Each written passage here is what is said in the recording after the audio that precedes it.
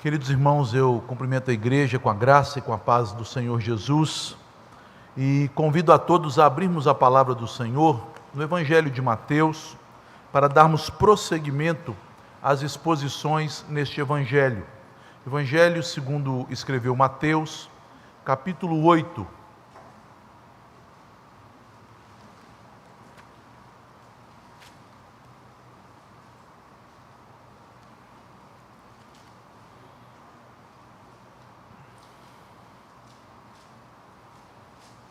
Nós vamos ler dos versículos 18 a 23. Peço à igreja que acompanhe a leitura destes versos, Mateus 8, 18 a 23. Assim diz o Evangelho do nosso Senhor Jesus. Vendo Jesus muita gente ao seu redor, ordenou que passassem para a outra margem. Então, aproximando-se dele um escriba, disse-lhe: Mestre, seguir-te-ei para onde quer que fores. Mas Jesus lhe respondeu: As raposas têm seus covis, e as aves do céu ninhos, mas o Filho do homem não tem onde reclinar a cabeça. E outro dos discípulos lhe disse: Senhor, permite-me ir primeiro sepultar o meu pai. Replicou-lhe, porém, Jesus: Segue-me e deixa aos mortos o sepultar os seus próprios mortos. Então, entrando ele no barco, seus discípulos o seguiram. Oremos, meus irmãos. Senhor Deus, Pai bendito, Deus de glória, Deus exaltado, neste momento de culto em que nos voltamos para a pregação do Evangelho, este que é o principal dos meios de graça que o Senhor nos deu, nós te suplicamos que o teu Espírito Santo acompanhe a palavra, tanto na minha vida que vou pregar, dando-me humildade, reverência, dando-me espírito quebrantado, fazendo de mim, Senhor, ser alguém que seja fiel para falar a tua palavra, mas também ao teu povo, Senhor, preparando o coração de cada um daqueles que ouvem a tua palavra, o teu santo evangelho, para recebê-lo não como palavra de homem, mas como palavra do Senhor, para acolhê-lo no coração e como uma pérola preciosa de grande valor, colocar este evangelho no lugar que lhe é devido, que é o centro da nossa vida e existência. Senhor, se hoje ouvirmos o chamado de Jesus, que nos ordena a segui-lo, dá-nos, ó Deus, um coração quebrantado, ouvidos atentos e disposição para obedecer o Senhor. Que não busquemos, ó Deus, dar desculpas ou então seguir a Jesus baseados em nossa própria capacidade, pois se assim o fizermos, nós falharemos. Mas que o teu Espírito, Senhor, o Espírito da promessa, nos capacite a ouvir a voz do bom pastor, a obedecer este chamado e a segui-lo até o fim. Porque, Senhor, esta é a tua promessa, de que aquele que começou a boa obra em nós, haverá de completá-la até o dia final, e nós, Senhor, confiamos em Ti. Abençoa o Teu povo, não apenas com esta leitura do Santo Evangelho que fizemos, mas agora, ó Deus, na exposição do Evangelho, que as palavras do Senhor Jesus venham ser, ó Deus, aplicadas pelo Teu Espírito à vida de cada um de nós, para o Teu louvor e glória. Assim oramos em nome de Cristo, Teu Filho. Amém e amém. Meus irmãos, neste texto que nós acabamos de ler, nós observamos que o evangelista Mateus, inspirado pelo Espírito Santo, ele muda a tônica da narrativa. Até esta altura do capítulo 8, versículo 17, Mateus ele fez uma série de relatos sobre milagres que Jesus realizou. Foi a primeira série ou ciclo de narrativas de milagres de Jesus que encontramos no Evangelho de Mateus, aqui em Mateus 8, de 1 a 17.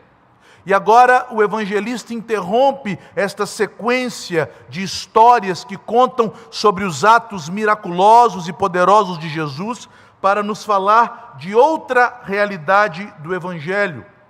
Jesus chamando os seus discípulos, ordenando a eles a seguirem o Senhor. Portanto, meus irmãos, estas coisas estão relacionadas, mesmo que em uma primeira leitura não percebamos o nexo, não percebamos a ligação que há entre os milagres de Jesus, o seu ensino no Sermão da Montanha e agora o chamado aos seus discípulos. Para isso precisamos sempre nos lembrar que os milagres, conforme os evangelhos os denominam, eles são sinais. Eles devem ser considerados como eventos sobrenaturais, extraordinários, que apontam para o significado do ministério de Cristo.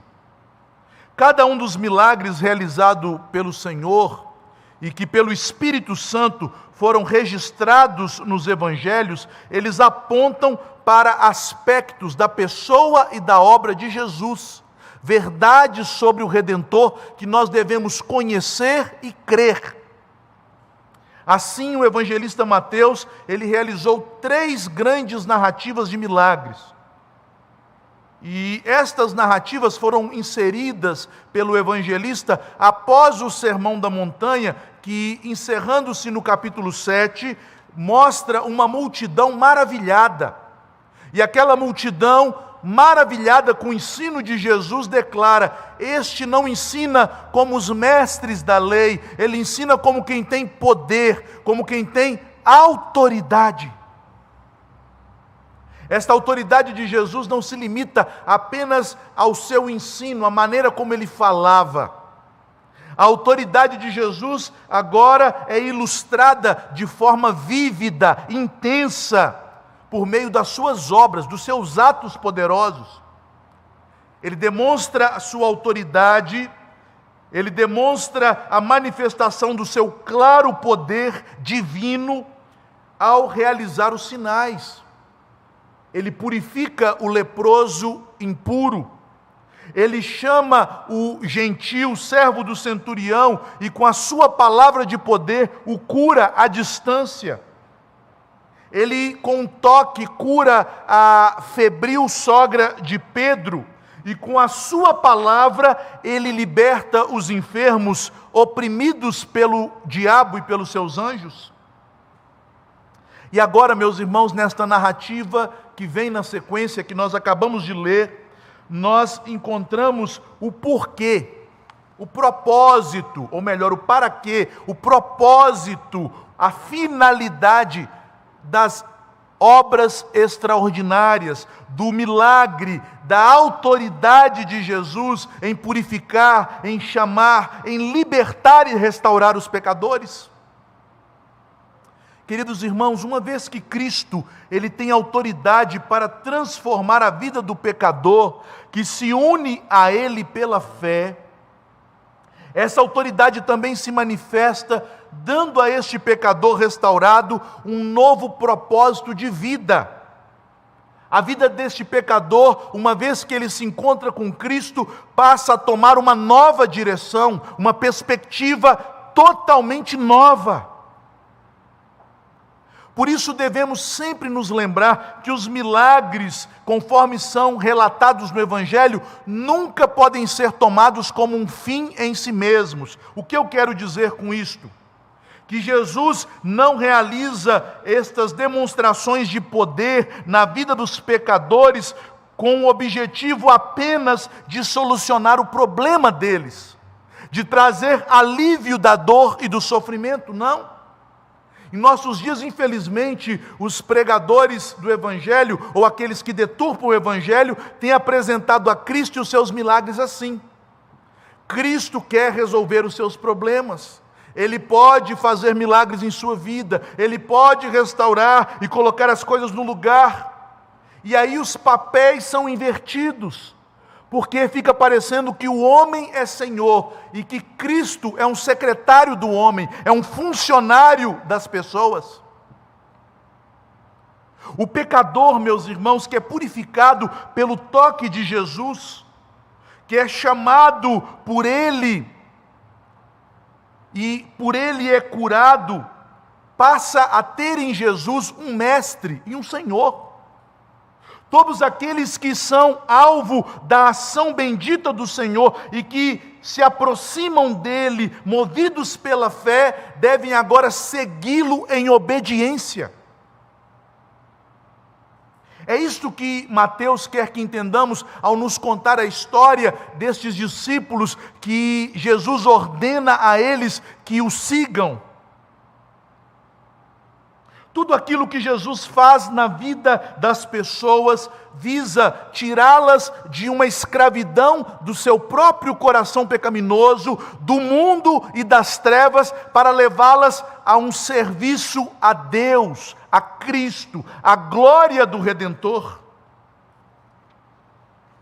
Jesus tem autoridade não apenas para purificar os leprosos e os pecadores, para chamar os que estão longe e fazer que os paralíticos andem, para curar os enfermos e restaurar o seu povo, eliminando as consequências do pecado sobre a vida deles.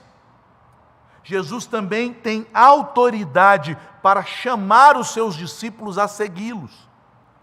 E é esta a ideia principal que nós encontramos aqui dos versos 18 e 23, a autoridade de Jesus para vocacionar. Vocacionar significa chamar, de chamar os seus discípulos para uma vida de discipulado, de aprender com Jesus, de observar a vontade de Jesus, de obedecer a Jesus.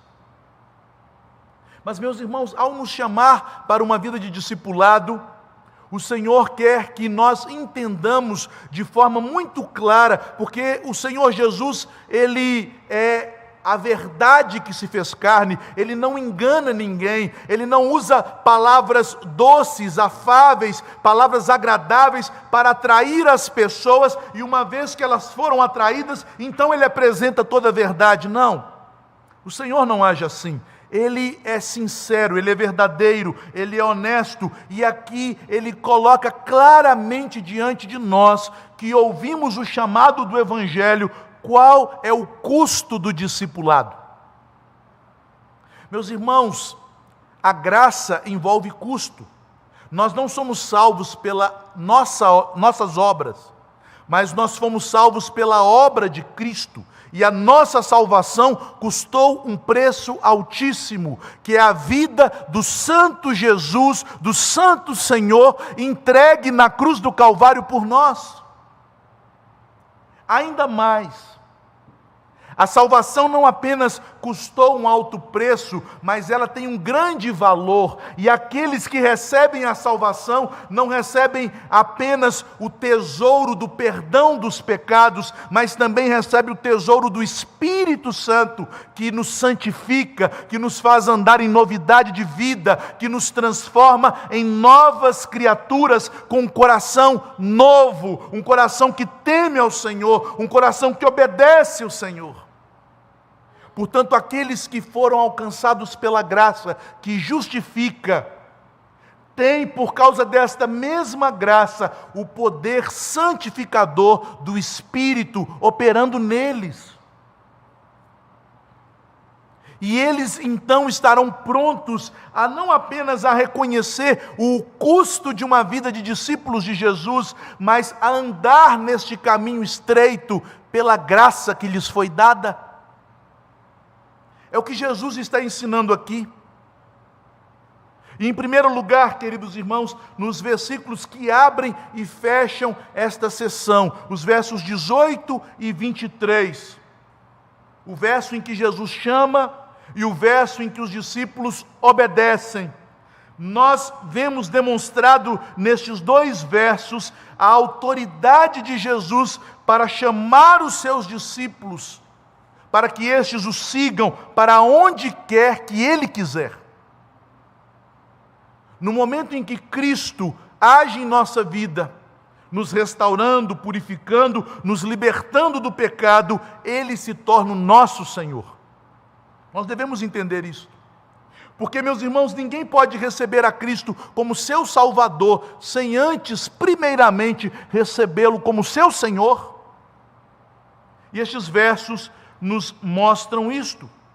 Vendo Jesus muita gente ao seu redor, versículo 18, ordenou que passassem para a outra margem. Após um período de exaustivo trabalho, pregando para as multidões, ensinando aos seus discípulos, curando os enfermos e libertando os oprimidos do diabo, Jesus agora vê que é a hora de sair de Cafarnaum e ir para a outra margem. Era necessário atravessar o mar da Galileia e ir para outras regiões. Por várias vezes, ao lermos o Evangelho, nós percebemos que Jesus agia assim, não é verdade? Ele chegava em um lugar, ele realizava o seu ministério, ele pregava, ensinava, curava, e em seguida ele se retirava. E por que Jesus fazia isto? Um dos motivos é porque Jesus, quando se fez homem, ele estava sujeito a todo o cansaço e fadiga que o corpo humano está sujeito. E era preciso que ele tivesse momentos em que ele se retirasse para lugares desertos, onde ele pudesse descansar e principalmente se consagrar à oração, buscar a sua comunhão mais íntima com o Pai.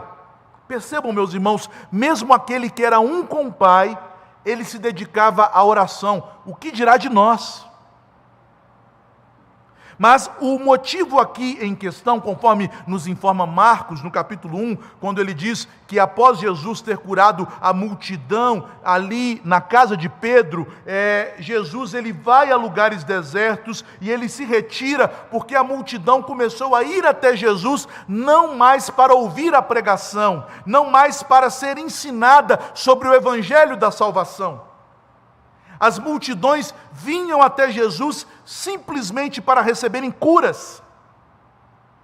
E Jesus então diz aos seus discípulos: vamos para outros lugares, a fim de que eu pregue o Evangelho, porque foi para isto que eu vim. Meus irmãos, de nada adianta você receber a cura de uma doença terminal, sem receber a salvação. Não é verdade? Do que adianta ter uma vida sadia por algum tempo nesta terra, se no final você for condenado por toda a eternidade? Portanto, os milagres não eram um aspecto fundamental do ministério, da obra e da pregação de Jesus, mas o seu ministério estava alicerçado na obra substitutiva que ele faria pelos pecadores na cruz, morrendo no lugar deles, e na pregação que anunciava esta obra e chamava os pecadores ao arrependimento e à fé. Arrependei-vos era a mensagem de Jesus. Enfim, havia chegado o momento de partir daquela cidade chamada Cafarnaum, atravessar o mar da Galileia e ir a outra banda para iniciar uma nova etapa de trabalhos. Sendo assim, Jesus, ele chama os seus discípulos, e veja como ele chama. Diz o verso 18, ordenou que passassem para a outra margem. Muitos hinos que foram compostos no século XIX, influenciados por uma teologia arminiana, humanista, sentimental, tende a nos ter uma imagem de Jesus um tanto quanto sentimental e romântica.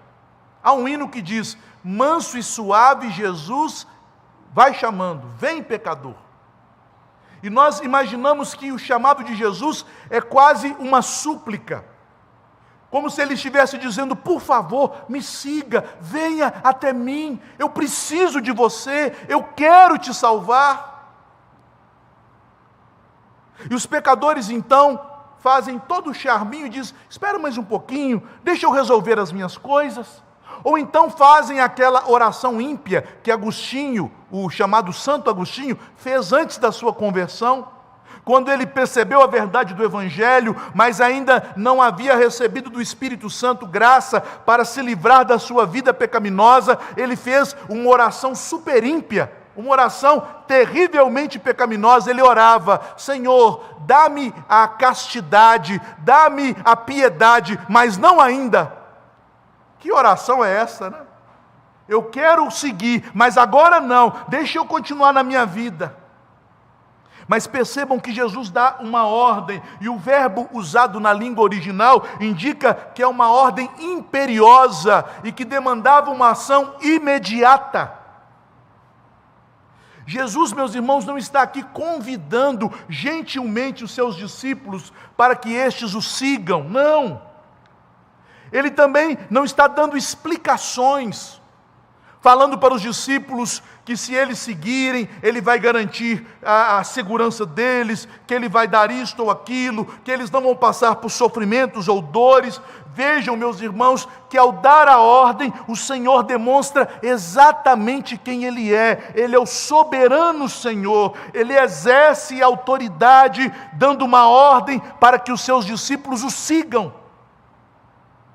Certa feita, Jesus pregou na Galileia, conforme está registrado pelo apóstolo João, no capítulo 6, e na sua pregação, ele declarou sua identidade como o pão vivo que desceu dos céus, o verdadeiro maná que Deus dá para alimentar o seu povo, e ele disse: quem não comer da minha carne, e quem não beber do meu sangue, não tem parte comigo. E com isto, conforme João registra no capítulo 6 do seu evangelho, no verso 66 em diante, muitos discípulos escandalizaram-se de Jesus e o abandonaram. Ficaram os 12. E nós então imaginamos que Jesus chegou aos 12 e disse a eles: oh, meus queridos, obrigado, vocês ficaram comigo, vocês são especiais para mim, estão no meu coração, camaradas. Não. Jesus não disse isso aos 12, ele fitou os 12 e disse a eles: e vós, não quereis ir também? Pedro, então, cheio do Espírito Santo, disse: Senhor, para onde nós iremos? Só o Senhor tem palavra de vida eterna. Jesus não deu parabéns a Pedro, ele disse: não chamei vós em número de 12? No entanto, um de vós é o diabo. Não aliviou, meus irmãos, porque Ele é soberano. Ele tem poder sobre nossa vida, para nos salvar ou para nos deixar seguir o nosso próprio destino. E se Ele tem nos chamado, siga-me, queridos irmãos, sigamos o soberano Senhor, o Criador dos céus e da terra, o sustentador da nossa vida, o dono da nossa vida. Fica claro que todos os que foram chamados, não apenas aqueles que foram chamados pela pregação, porque pela pregação a Bíblia nos diz muitos serão chamados, mas aqueles que foram chamados pela ação interna do Espírito Santo no coração, aqueles que são os poucos que Deus escolheu, estes responderão ao chamado de Jesus com verdadeira fé e obediência, porque o versículo 23 diz: e seus discípulos o seguiram. E o verbo aqui está no mesmo tempo do verbo ordenou, que indica uma ação imediata, sem pestanejar, sem desculpas. Eles o seguiram imediatamente. Pronta obediência à ordem do Senhor. Devemos nos lembrar, queridos, e frisar que essa capacidade que os discípulos demonstraram de ouvir a ordem de Jesus e de atendê-la, não provém deles mesmos. Meus irmãos, nós somos pecadores. Nós não temos condições de seguir a Jesus se basearmos nas nossas próprias forças ou na inclinação do nosso coração. Jeremias 17:1, o profeta nos diz que o pecado está de tal maneira arraigado no nosso coração, que o pecado foi escrito no nosso coração com uma caneta de ferro cuja ponta é de diamante. E mais à frente, neste mesmo capítulo, no verso 9, o profeta então diz que o coração do homem é desesperadamente corrupto. Quem o conhecerá?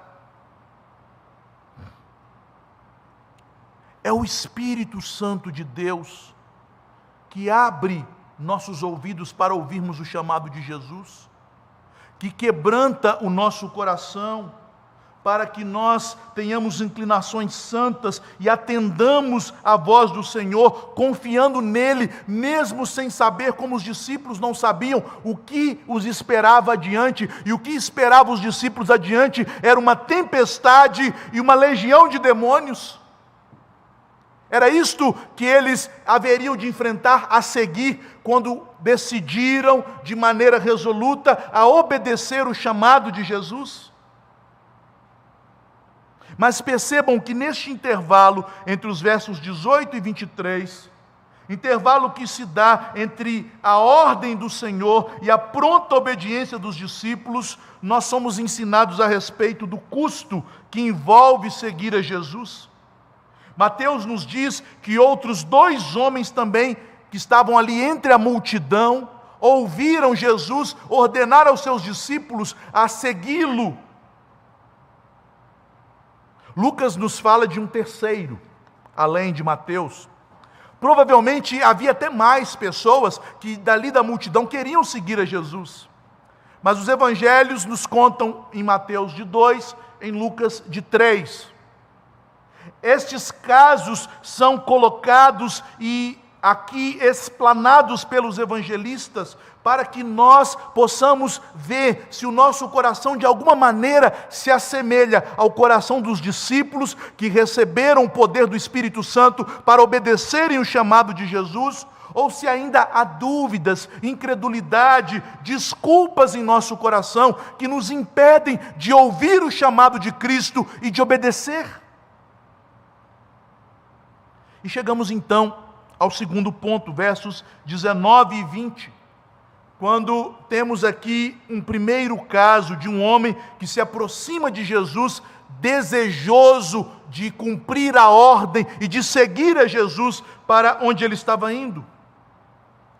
E ao demonstrar este segundo caso, o Evangelho nos ensina sobre o preço que deve ser pago para seguirmos o Filho do Homem. Jesus se revela nestes 2 versos, 19 e 20, como o Filho do Homem. E qual o preço deve ser pago para seguirmos o Filho do Homem? Percebam, meus irmãos, no versículo de número 19, que aproximou-se de Jesus um escriba. Este é o primeiro candidato ou aspirante a discípulo. Ele é um escriba. Esta palavra significa um mestre da lei. Portanto, uma pessoa que era profundo conhecedor das Escrituras. Alguém que conhecia de maneira bem aprofundada a teologia, a lei de Deus e as profecias do Antigo Testamento. Alguém que não apenas conhecia para si, mas por ser um escriba, ele ensinava a outros, ele era um mestre. Mas este homem também reconheceu em Jesus o Salvador, o Messias. Ele provavelmente ouviu os ensinos de Jesus, presenciou os milagres que Jesus acabara de fazer e ele agora está empolgado, querendo seguir a Jesus por onde quer que o Senhor o ordenasse. É um homem empolgado com o poder do Evangelho, um homem entusiasmado com a pessoa e com o ensino de Jesus. E veja, sendo ele um mestre, como ele chama o Senhor Jesus? Mestre. Seguir-te-ei para onde quer que fores. O mestre reconhece que há um mestre acima dele, e este mestre é Jesus. Meus irmãos, ao ler estes 2 versículos, algumas coisas me chamam a atenção, me impressionam, e eu quero destacá-las para vocês nesta noite. Em primeiro lugar, que não era comum escribas e fariseus, pessoas versadas na lei, terem esta reação diante de Jesus.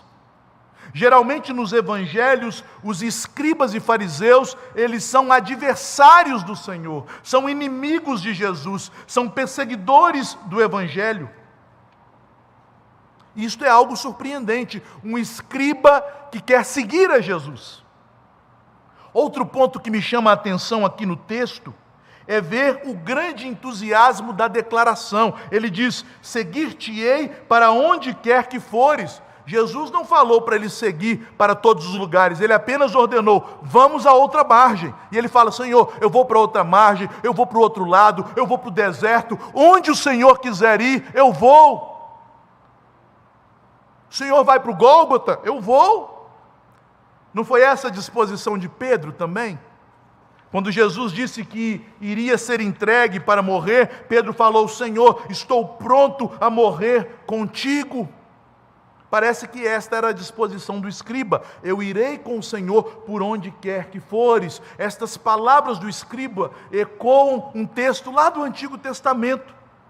O texto de Rute, capítulo 1, verso 6, quando a jovem moabita, rompendo os laços familiares e da sua religião pagã, segue sua sogra viúva até a terra de Israel, até a cidade de Belém, porque ela fora convertida ao Deus de sua sogra. E sua sogra então tenta convencê-la a não segui-la, tenta dissuadi-la daquela decisão, e Rute responde para Noemi: para onde fores, eu irei.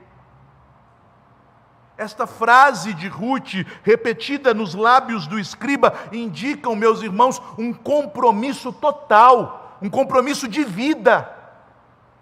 É isso que o escriba está dizendo: Senhor Jesus, eu estou pronto a me comprometer com o Senhor, com a minha vida. Infelizmente, meus irmãos, a confissão daquele homem, embora pareça sincera, ela procedia de olhos míopes, porque ele não via com clareza quem Jesus realmente é. Ele via Jesus pelos olhos da multidão que o aplaudia, que o aclamava, que pedia mais milagres. Ele via Jesus de uma maneira triunfalista, tal como muitos crentes na igreja moderna têm visualizado Jesus. É o Jesus da vitória, é o Jesus do eu determino, é o Jesus que eu vou rompendo em pé. Se o mar não abrir, eu passo por cima da onda. Não é assim que as pessoas têm muitas vezes descrito o Senhor Jesus? Mas veja como Jesus se descreve. No versículo 20, meus irmãos, Jesus se descreve como o Filho do Homem, para lembrar aquele homem que, mesmo empolgados e desejosos de seguir a Jesus, em nossa natureza humana, em nossa carne, não habita bem algum. Nós não temos capacidade em nós mesmos de permanecermos neste compromisso, de perseverarmos neste juramento santo. O Senhor então esclarece para o escriba a situação, e ele usa em sua resposta um título que aponta para quem ele era, a sua real identidade: o Filho do Homem. De maneira equivocada, alguns interpretam o Filho do Homem como uma forma de Jesus tratar da sua natureza humana, da sua semelhança conosco, mas não é isto que significa esse título. Esse título é extraído do Antigo Testamento, da profecia de Daniel, no capítulo 7, nos versículos 13 e 14, quando Daniel teve uma visão dos céus. E ele então viu o trono de Deus, e Deus, o Pai, assentado no trono, a quem Daniel chama de o ancião de dias. E de repente aparece outra figura divina, o Filho do Homem, na presença de Deus o Pai. E ao Filho do Homem é dito a Daniel: a ele foi dado o poder, a glória e a autoridade sobre todas as nações. Esse título, Filho do Homem, é o que Jesus mais usa para referir-se a si mesmo. E é o terceiro título mais usado no Novo Testamento para Jesus. Em primeiro lugar, Cristo, que quer dizer o Messias ou ungido de Deus. Em segundo lugar, Senhor. E em terceiro lugar, o Filho do Homem. E Jesus usa este título, meus irmãos, que também é um título que é sinônimo do título Cristo, para evitar uma confusão na mente do povo de Deus naqueles dias, na mente do povo judeu.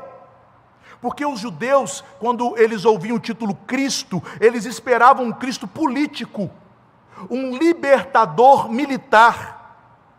Alguém que viria com poder, com glória, com espada, que derrotaria os romanos, que restauraria o governo em Jerusalém e sentar-se-ia no trono de Davi para reinar com prosperidade sobre a nação. Os judeus, ao longo dos anos, politizaram a palavra de Deus, as profecias, e viam em Cristo uma figura política e não um salvador dos pecados do seu povo. É por isso que Jesus prefere usar, ao referir-se a si mesmo, o título Filho do Homem, ao apontar assim para a sua obra real como o Messias de Deus. Porque eles deveriam entender que antes de o Messias ser exaltado, era preciso que ele fosse humilhado. É exatamente isto que o Espírito Santo mostrou para Isaías, em Isaías 53, que o Messias é o servo sofredor do Senhor. É exatamente isso que o Espírito Santo mostrou e revelou a Mateus. E é por esta razão que no verso 17, aqui de Mateus capítulo 8, quando Mateus visualiza os milagres de Jesus, ele declara: isto Jesus fez para se cumprir o que disse o profeta Isaías, que ele é o servo sofredor que levou sobre si nossas enfermidades, nossas doenças, nossas dores. Ele se humilhou para nos salvar. O título Filho do Homem, portanto, designa ao mesmo tempo o Senhor Jesus como o homem de dores humilhado e como o Senhor da glória exaltado. Este paradoxo santo, tal como nós podemos ler em João 3,13, um texto, meus irmãos, que mexe com a mente humana, porque ali Jesus diz: ninguém foi ao céu, a não ser o Filho do Homem que de lá desceu, isto é, que se humilhou, mas que também está no céu. Mesmo sendo humilhado, ele permanece sendo o Santo Filho de Deus, aquele que tem todo o poder, glória e soberania.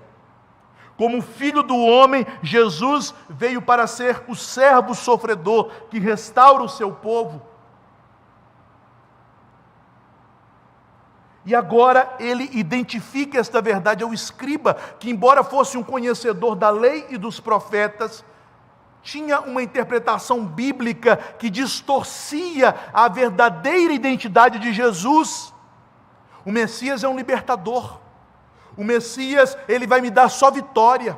O Messias, ele fará tudo aquilo que deseja o meu coração. E por isso eu o seguirei. Mas diante disso, Jesus se apresenta como Filho do Homem e dá essa impressionante resposta: as raposas têm os seus covis, as aves do céu, ninhos, mas o Filho do Homem não tem um travesseiro, uma cama, ele não tem onde reclinar a cabeça. Aquele escriba não conseguia entender, meus irmãos, como muitos crentes em nossos dias também não entendem as implicações de ser um discípulo de Jesus. Porque, embora seja ele como Filho do Homem, como servo sofredor, que veio ao mundo, se humilhou e sofreu em nosso lugar, para que nós fôssemos perdoados, para que por suas chagas nós fôssemos sarados, ser um discípulo de Jesus também implica em sofrimento. Então, se você vai até Jesus para se livrar do sofrimento, você está indo no lugar errado, porque seguir a Jesus implica negar a si mesmo, tomar a cruz e seguir ao Senhor. Há sofrimento envolvido na vida cristã, não sofrimento por causa dos terríveis efeitos do pecado e das consequências do pecado, mas o sofrimento por causa da fé e da obediência ao Senhor. Na verdade, meus irmãos, a vereda, o caminho de Cristo para os seus discípulos nunca foi um mar de rosas.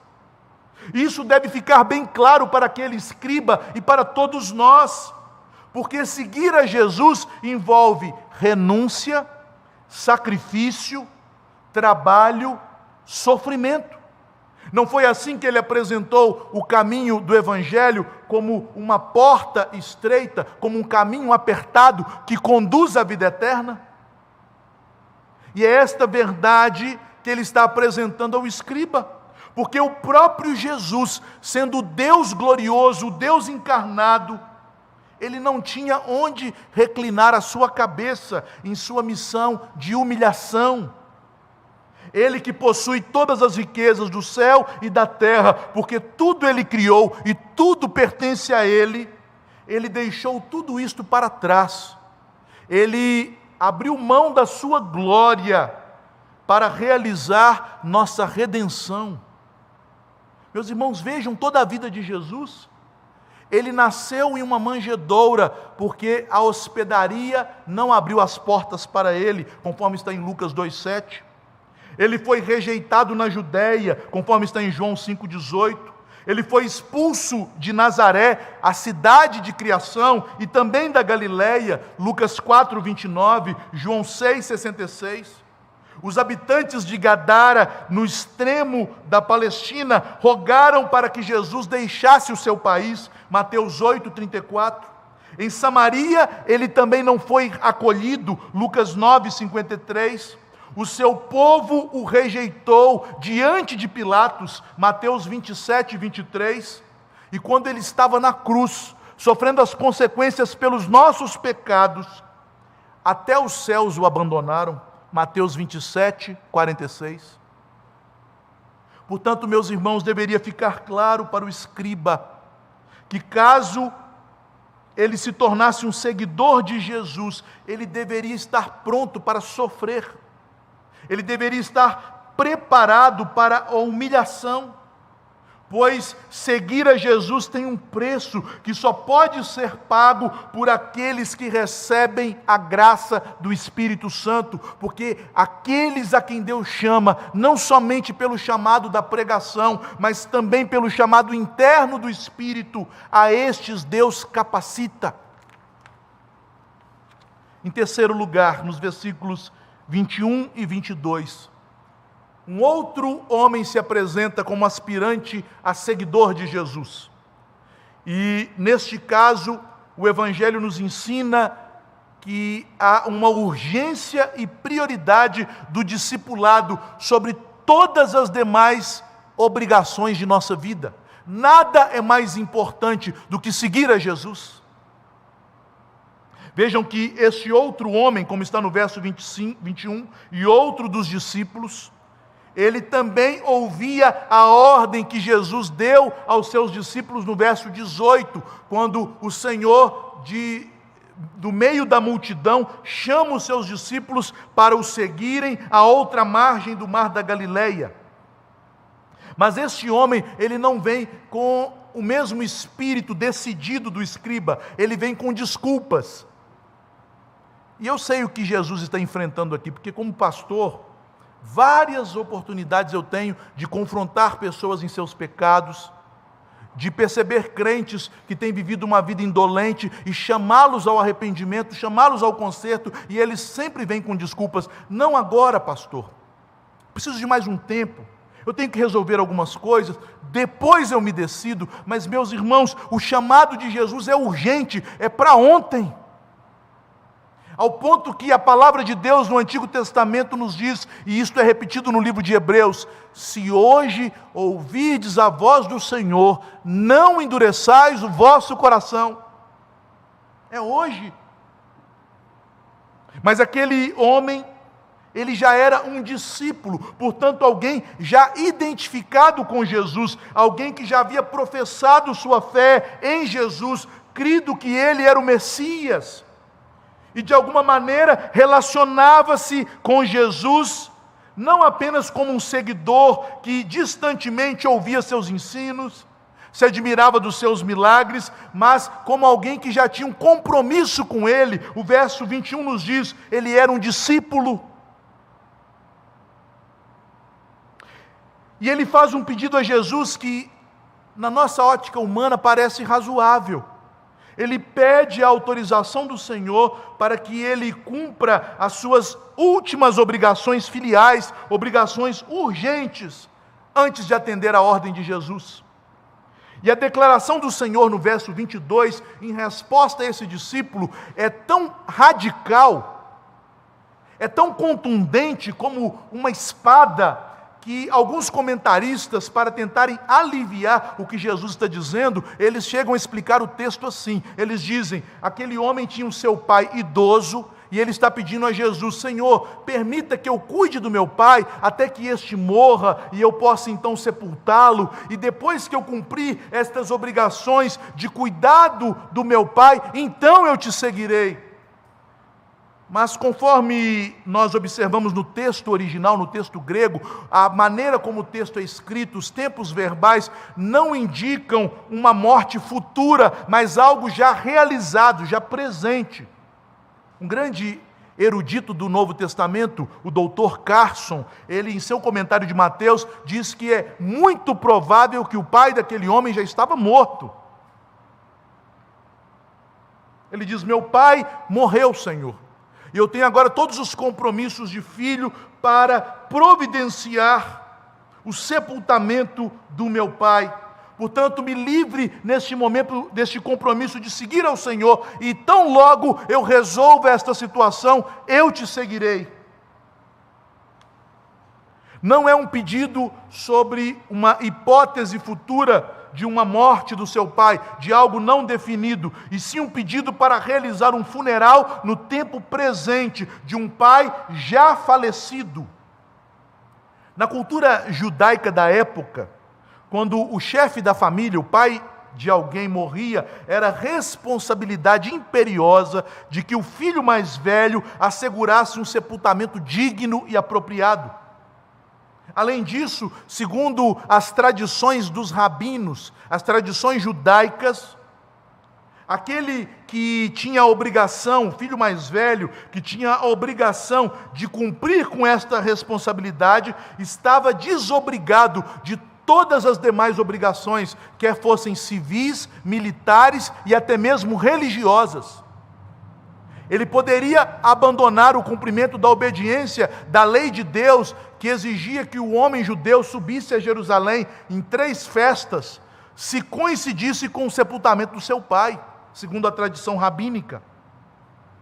É por isso, meus irmãos, que a resposta de Jesus nos parece algo até mesmo radical, agressiva, dura. Mas não a entendam assim, queridos, porque o que está em jogo aqui é a alma, é a vida eterna. São coisas tão valorosas que não há valor no mundo que se possa comparar a elas. Jesus diz àquele homem algo que demonstra que o chamado de Deus em sua vida era absoluto e imediato. Nada há de mais importante do que obedecer o chamado de Jesus. E se de fato, meus irmãos, Jesus tem te chamado a ser um discípulo dele, não apenas pela pregação, porque a pregação encontra corações frios, ouvidos surdos e olhos cegos na maioria das vezes, mas pelo chamado do Espírito que constrange o coração, que faz o coração ser compungido pelo desejo de seguir ao Senhor Jesus. Se Ele de fato tem te chamado pela mensagem do Evangelho e pela obra do Espírito Santo, a Bíblia nos diz que esse chamado é irresistível. E este é o ensino da boa teologia bíblica e reformada, que o chamado da graça não pode ser resistido pelo pecador, alcançado pelo Espírito Santo. É um chamado urgente e radical, que deve ser atendido com toda prontidão, sem adiamentos, sem procrastinação. Jesus, em sua resposta ao discípulo, ele usa uma linguagem de paradoxos, de coisas que são opostas. Ele diz: deixe que os mortos espiritualmente sepultem os mortos fisicamente. E o que Jesus quer significar com esta declaração? Ele está dizendo que a obrigação de sepultar aquele pai poderia ser delegada a outras pessoas. Ele poderia pedir a outros parentes, a amigos. Ele poderia pedir a alguém que cumprisse com aquilo, porque mesmo uma pessoa não regenerada, uma pessoa não convertida a Jesus, é hábil a cumprir obrigações familiares. Já os compromissos espirituais com Cristo só podem ser realizados por aqueles a quem o Pai chamar até o seu Filho. E aqueles que o Pai trouxer até mim, esses de maneira nenhuma lançarei fora.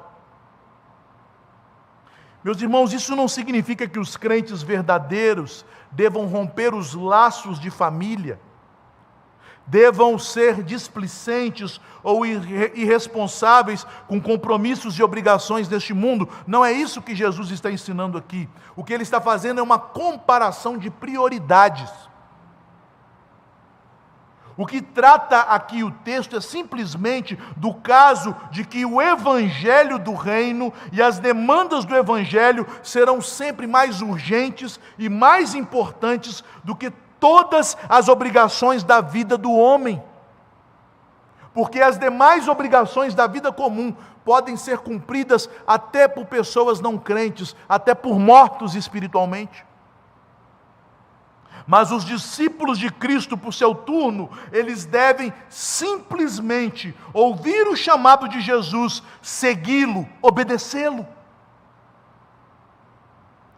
Lucas então acrescenta mais uma pessoa, e eu não vou me delongar neste caso, porque apenas reforça o caso desse discípulo que temos tratado aqui no Evangelho de Mateus, de mais uma pessoa que disse: Senhor, eu vou te seguir, mas deixa primeiro que eu vá me despedir dos meus parentes. Jesus, ele responde àquela pessoa: ninguém que tendo posto a mão no arado, olha para trás, é apto para o reino de Deus. Jesus não aceita coração dividido. Uma pessoa que toma o arado e não fica com os olhos fitos na carreira que o boi está tomando, ele não vai arar o campo direito, ele vai fazer um serviço extremamente ruim. Da mesma forma, um discípulo de Jesus, cujo coração está dividido entre seguir a Jesus e as ocupações, os prazeres e as demandas do mundo, ele não está apto a servir o Senhor. É isso que Jesus quer exemplificar com esta figura. Jesus então diz simplesmente àquele discípulo: segue-me. Conforme a narrativa de Lucas, tu, porém, vai e prega o reino de Deus. Quais as aplicações das inúmeras, das infindas aplicações nós podemos fazer deste texto? Eu vou fazer algumas que eu considero mais importantes, mais relevantes. Em primeiro lugar, queridos, não devemos pensar em Jesus em moldes sentimentais e românticos, tal como nós fomos forjados a imaginá-lo pela heresia arminiana, pela heresia romanista, que apresenta um Jesus sentimental, com o coração doído, chamando os pecadores, quase suplicando, implorando para que eles venham até Ele. Não é isso que Jesus faz no Evangelho, não é isso que Jesus faz hoje. Jesus é o Senhor soberano, e todo aquele que o Pai lhe deu, virá até Ele. É isto que a Bíblia nos diz. Todas as suas ovelhas ouvem a sua voz e o seguem. E se você ainda não foi até Jesus e não o seguiu, tema, porque talvez você não seja um eleito de Deus, uma ovelha do Senhor. Suplique a Deus a sua misericórdia. Porque os discípulos de Jesus, eles são chamados de forma eficaz, porque a eles é dado o Espírito Santo, e o Espírito Santo com poder os capacita a obedecerem à voz do seu Senhor e a darem fruto, e o fruto deles permanece. Em segundo lugar, esse texto nos lembra da importante verdade do Evangelho que o Senhor diz em João 15, naquela parábola da videira. Ele declara: sem mim nada podeis fazer. Meus irmãos, mesmo que alguém conheça a Escritura e esteja engajado em servir a Jesus, cheio de sinceridade, de boa vontade, isto não é suficiente. Quantas vezes na minha vida cristã tenho visto pessoas assim e que logo desanimam? Em outros casos eu vi esse tipo de reação em mim mesmo, achando, agora eu vou fazer, e logo em seguida eu percebo o meu abatimento, minha fraqueza, meu desânimo. Porque, meus irmãos, nós não podemos agir em nossa condição humana, em nossa carne, em nossa capacidade humana e esperar que teremos condições de ouvir a Jesus, de seguir ao Senhor, de produzir frutos para Ele, porque a inclinação da carne é inimizade contra Deus. A Bíblia nos diz, andeis no Espírito e jamais satisfareis o desejo da carne. Somente se andarmos cheios da presença do Espírito Santo, é que poderemos seguir a Jesus. Só o Espírito Santo pode nos capacitar a isto. Portanto, queridos irmãos, busque comunhão com o Espírito Santo de Deus, ouvindo a palavra, meditando na palavra, orando sem cessar, clamando pelo poder do Espírito Santo em sua vida, porque se não, assim não for, nem toda teologia do mundo, nem toda boa vontade do homem te dará condições de permanecer firme, perseverante, seguindo a Jesus. Em terceiro lugar, mais uma vez somos lembrados agora pela vida destes aspirantes a discípulos, a verdade que o Senhor nos ensinou no Sermão do Monte. Nem todo que diz Senhor, Senhor, entrará no reino de Deus. Nem todo que quer ser discípulo, nem todo que se torna discípulo é um salvo. Há na igreja muitos crentes professos que se dizem discípulos de Jesus, que assumiram um compromisso público com Ele, que o confessaram diante dos homens, mas cujo coração está longe dEle, que não o seguem verdadeiramente, porque não experimentaram um novo nascimento, o nascimento do Espírito. Pessoas que professam sua fé, e como pastor eu tenho visto isso todos os anos, que vêm à frente da igreja e prometem serem fiéis, frequentadores da igreja, sustentarem a igreja com a sua presença, com seus dízimos, com as suas ofertas, submeterem as autoridades da igreja enquanto estas forem fiéis às Escrituras, darem bom testemunho de Cristo, pregarem o Evangelho em sua casa, em sua escola, em seu local de trabalho, e que com pouco tempo quebram todas estas promessas e não fazem caso disso. Dão desculpas, adiam um compromisso com o Senhor, retardam uma vida de arrependimento e de quebrantamento diante do Senhor. Mesmo professando sua fé em Jesus, sendo seus discípulos nominais, não estão preparados a segui-lo, porque não experimentaram uma verdadeira conversão. Meu querido irmão, eu quero que você se examine. O que demonstra que você está nesta terrível situação de ser um discípulo não convertido, de um discípulo apenas nominal, mas não um discípulo que tem a obra do Espírito Santo em seu coração? Simplesmente uma palavra: prioridades. O que é mais importante para você? Seu bem-estar, sua família, sua profissão ou alguma outra coisa desse mundo? Ou o mais importante para você é Jesus, o seu Salvador, o serviço da sua igreja, a glória do seu reino? As prioridades vão mostrar onde se encontra o seu tesouro. E onde estiver o seu tesouro, ali estará o seu coração. Em quarto lugar, esta palavra do Evangelho tem uma aplicação especial para nós, ministros do Evangelho, e para os oficiais da igreja. Porque, meus irmãos, Jesus nos ensina que nada é mais importante em nossa vida. Nós que temos o privilégio de não sermos apenas chamados à conversão, mas também chamados ao serviço da igreja do Senhor, que nada é mais importante do que esta missão, nem mesmo a nossa família. Eu sei que a Bíblia nos ensina que é pela forma como um oficial lida com a sua família que ele demonstra sua maturidade cristã, seu compromisso e fidelidade com o Senhor. Mas isso não significa que a família tenha precedência sobre a tarefa da pregação do Evangelho. a tarefa requerida pelo ofício. Porque, meus irmãos, todo aquele que lança mão do arado e olha para trás, não é apto para o serviço do reino. Portanto, se Deus te chamou para servir a igreja como um oficial, saiba que não há nada mais nobre, não há vocação mais santa e mais gloriosa nesta vida do que esta, e não há responsabilidade maior do que esta. E por fim, em quinto lugar, esses eventos foram registrados para nos mostrar a autoridade de Jesus. Eu sei que, tal como eu, muitos aqui podem estar se sentindo tão pequenos, e esta é a primeira finalidade da pregação, que nós venhamos a nos diminuir para que Ele cresça.